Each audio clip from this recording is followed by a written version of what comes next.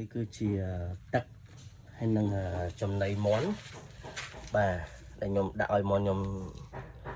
ស៊ីបាទបងប្អូនមើលគឺមានស្រូវបាទមានខ្ញុំលាយតែពីរមុខទេបងប្អូនមានស្រូវហើយនឹងចំណីសម្រាប់របស់យើងបងប្អូនណាបាទខ្ញុំលាយតែពីរមុខហ្នឹងទេបច្ចុប្បន្នបាទហើយនេះជាទឹករបស់យើងខ្ញុំដាក់ទឹកធម្មតាបាទទឹកថ្លាធម្មតាបងប្អូនមើលបាទអត់មានអីទេហើយមន់ខ្ញុំសុខភាពល្អមែនតើបាទចឹងតែខ្ញុំបញ្ជាក់សម្រាប់មន់ខ្ញុំគឺជាប្រភេទមន់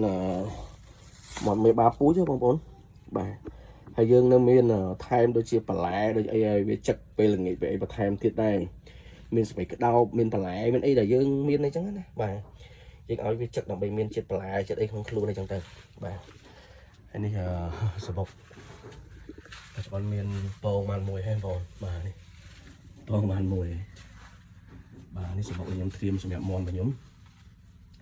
បាទត្រៀមសម្រាប់មេបាពូជនេះទឹកខាងចំណីបងប្អូនបាទក្តីសុខមួយយ៉ាងដែរបងប្អូនណាមានមន់មានអីចាំ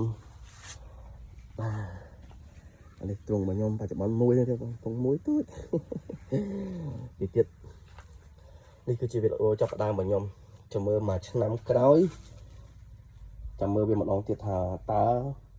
នឹងមានអ្វីផ្លាស់ប្ដូរខ្លះអូខេបងប្អូន